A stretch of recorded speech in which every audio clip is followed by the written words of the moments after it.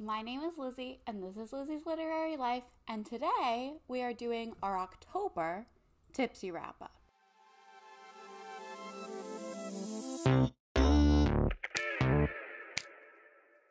You may notice that I don't have a drink in my hand yet, and that is because we are going to pour it together. So, I have this very cute Fun in the Fall glass with a little squirrel on it and some acorns, and by glass I mean plastic. So we're gonna drink out of this, and I got pumpkin pie cream liqueur. Yeah, I hope it's good because I bought it. So I hope it's good. We're gonna try it, and then I'm gonna tell you about all the books I read in the month of October. I know you just saw my September wrap up. I literally posted it today, and I'm planning to post this Monday, hopefully. But just ignore that. Just ignore the fact that I've been completely off track in October. We're going to pour this.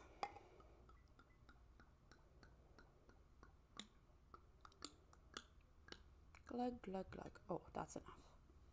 Okay, taste test.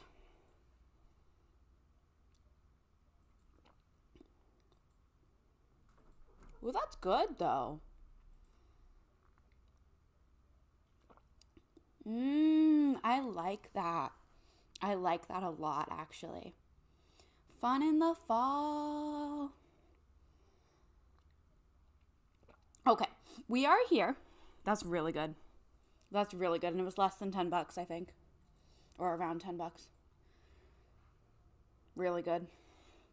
It's like 12.5%, so it's like wine. Like, excellent. I love it. Love Fun in the Fall. We are here to talk about all of the books that I read in October, which was not many. This was my lowest reading month of the year, unfortunately. But that's okay. I think it was like on par in terms of pages. No, I didn't even read long books. I thought I read long books. It is what it is. It's okay.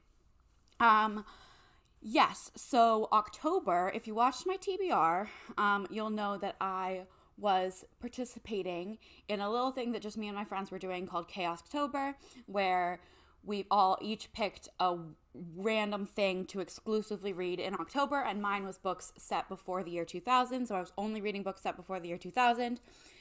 So you'll see that in my genre breakdown. And let's just get into some stats. I read 6 books in the month of October, which is my lowest reading month thus far, but that's okay. It was a total of 2,352 pages, with an average of 392 pages per book, which is pretty long, but not super long. I had an average of 13.9 hours of audio. So like my audiobooks were an average length of 13.9.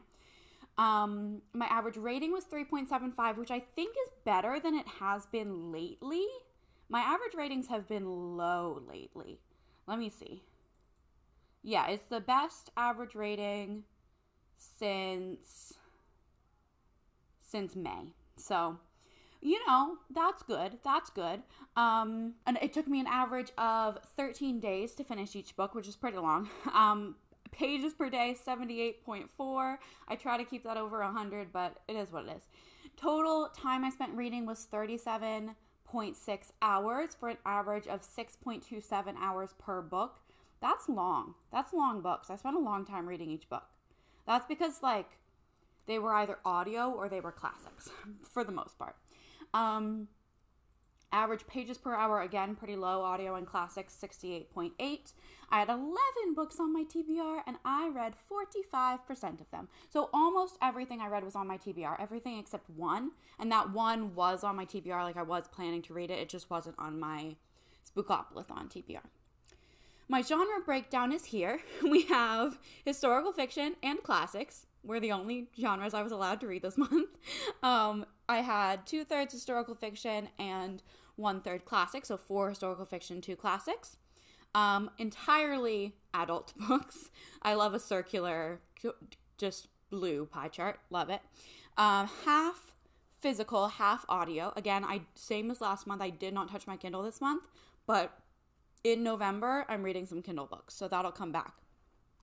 Rating wise, I had 3 stars, but that was the lowest rating. I didn't have any really low ratings. I just had some meh and some good ones. So I had 3 stars, 1 4, 1 4.5, and 1 5-star. I got a 5-star this month. Stay tuned to hear what it was. Okay. I'm so glad I bought this. And the first book I read in the month of October was Frog Music by Emma Donoghue. This is a book about it's set in, I should know when all of these are set in the 1870s, I believe, something like that. I should verify. I was right. 1870s. It's set in the 1870s in San Francisco, and we follow a burlesque dancer, like a sex worker. She's a burlesque dancer and prostitute, basically, and also a person who was assigned female at birth, but wears traditionally masculine clothing, which is illegal at that time. And we follow their shenanigans. It was pretty good. I think of it as being pretty good, but I gave it 3 stars, which is not very good, but because usually if it's like fine, I give it 3.5. So 3 stars. I don't remember why I gave it 3 stars. Oh, I think I liked the vibes and I liked the writing, but the plot was just not quite there for me. I don't really remember. That was a long time ago, a month ago, so. And then I read Anna of Cleave, The Princess in the Portrait by Alison Weir. This is the 4th book in the 6 Tudor Queens series, which I've been making my way through. I love this series. They've all gotten 4, 4.5, or 5 stars. I don't know if any of them have gotten 5 stars, but it'll all at least 4 stars. And I just think Alison Weir does a fantastic job at novelizing these women's lives. And she characterizes them so interestingly, and it's so informative, but in a really digestible way, because they're novelized. They're like biographies, but they're written as novels. And I find it really interesting what she stays really close to the historical record, but often in the case of Anne, and also in the case of Anne Boleyn and Anna of Cleave, she took things that were kind of major rumors about their lives that have not been are not confirmed by historical record, and makes a decision about them and then runs with it. And I really like that. I find that really interesting. I think she makes really interesting character choices here. Actually, I read I didn't read. I read part of and then soft DNF'd The Other Boleyn Girl by Philippa Gregory, and it was really interesting, and I'm excited to read the whole thing eventually. It's just not the time right now, but it was really interesting seeing the differences in characterization of the Boleyns between Alison Weir and Philippa Gregory. I would love to read more interpretations of these women's lives, just to see what's actually there in the historical record and what is speculation. Super interesting. I gave this 4.5 stars. I thought this was a really solid one. This was one, Anna of Cleave was one I knew less about than the others, and there was a lot about her life. She wasn't queen for very long, so there was a lot about the before and the after that was really interesting, especially the after was really interesting, because the before is a lot of speculation, because it wasn't really recorded as much, obviously, because she wasn't queen yet, but the after I found really interesting to learn about. Yeah, Alison Weir, I love her. Then I read The Dark Descent of Elizabeth Frankenstein by Kirsten White. This was... I gave it 3 stars. I thought it was okay. It's a really interesting concept. It's about, so Elizabeth Frankenstein is a character in Frankenstein, and it's a retelling, from her perspective. And it talks about, the same themes as Frankenstein. I thought it was okay. It was a little boring in places, and it didn't really grab me. The writing didn't really grab me, but it just kind of was fine. I don't really remember many thoughts about it. I think there was some interesting stuff said about, like, who is the monster, but also I think that could have been done in a little more nuance, especially given all of the scholarship on Frankenstein, and how the monster is not necessarily the monster of the story. Like, it had a lot of, like, Victor's potentially the monster or Elizabeth's potentially the monster, but it didn't ever humanize the monster himself, if that makes sense. And I think that would have been more interesting, but I don't know. And then I read Rebecca by Daphne du Maurier. Pause for a drink because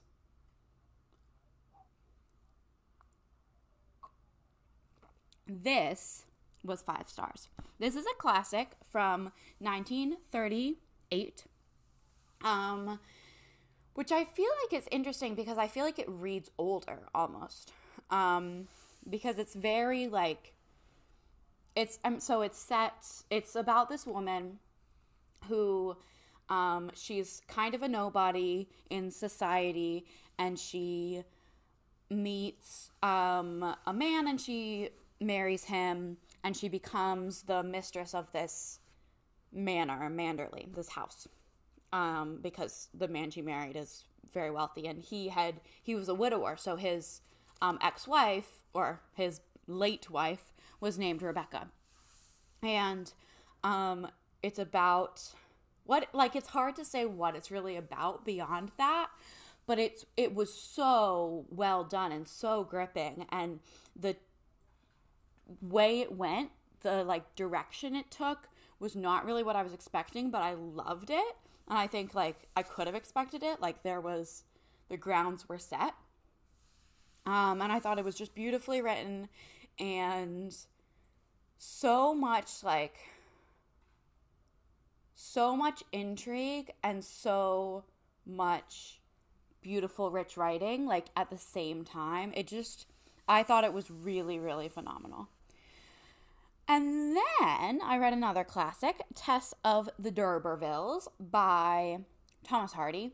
This is a weird one. I gave it 4 stars for right now, but I'm still kind of thinking about my rating. I buddy read this with Ruby from Ruby Red, and it was really great to read this with another person, because I don't know if I don't think I wouldn't have gotten through it, but I don't think I would have gotten as much out of it. It was really interesting because it's about this girl who's, like, kind of like a country poor girl in England, and she finds out that her family finds out that they're descended from this great, wealthy, prominent family, the D'Urbervilles. They're going by Derbyfield, is, like, their last name, and they find out they're descendant of the D'Urbervilles. And it's just her trials and tribulations and the way that women are treated in that time, especially women of a lower class. It's interesting because it's written by a man. It's like this great feminist novel, it feels like, but it's written by a man in 1891. So that's kind of awesome and cool and crazy.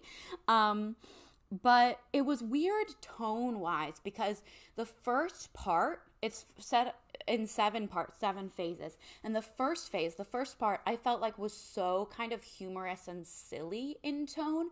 And then it gets so serious so fast. And then it's just, like, kind of bleak. And it just was, like, an interesting tone shift there between the first and second phases. And that was weird to me. And there was some really weird stuff at the end. If you know, you know. Stonehenge. Like, what? But also, kind of, I like it. I don't know. I'm still unsure about that one, but I'm glad I read it. And the final book I read in October was All the Blood We Share by Camilla Bruce. This is set in the 1840s, and it is a novelization of the Bloody Benders of Kansas murders. Serial killer family. Basically, this family settles on the prairie. I don't know. They're, like, out west-ish. Kansas, I Kansas, obviously. It's the Bloody Benders of Kansas. In Kansas. They're settled. They create this inn, or they start this inn, and it's about their interactions with the locals and also the travelers that they murder. I gave it 3 stars, but honestly, it could be lower. Like, it could be a 2.5. It might be a 2.5, just because the writing was not good. And I wanted to keep reading. I'm going to give it a 2.5. I'm going to change it to a 2.5 right now, because I wanted to keep reading, because I wanted to learn about these crimes, like this true crime story. But several times I was like, I could just Wikipedia this. So I kept reading. I was like engaged, but the writing just was not very good. And I didn't feel like we really got any of the characters. Like, the reason you would read a novel instead of a Wikipedia page is so that you can like really feel the characters, and like the author can really take you in a direction. And I didn't feel like this author did that. I kind of feel like I could have just read the Wikipedia page. There was one character that was like added for flavor that I thought was decent, but like a good addition, but I don't know. I didn't love it. It was fine. It's not great. Bad, fine. And that's all the books. Only 6 books that I read in the month of October. Cheers. This is not good for drinking fast. I don't want to drink any more of it right now, actually. It's very tasty, but it's like rich and also like tastes strong. So, not going to drink any more of it right now, but I'll finish that plastic cup tonight, and I will enjoy the rest of this at a later date. And I will see you in the next one, hopefully coming more frequently in November than they did in October. My sneak peek plan for November, because I'm not doing a TBR video for November, I am, along with a couple of my friends, playing Bailey from Is Bailey Reading's TBR game, Jokes on Me, in November, and I'm going to vlog it. I'm going to vlog episodes like she does. And I'm really excited, though I have a lot to read for the first episode, so my goal is to get it out in a couple weeks, but we'll see. But I'm really excited about that. I think it's going to be really fun, and that's what's coming to you soon, hopefully. And I will see you in the next one. Like, comment, subscribe, and I will see you soon. Bye.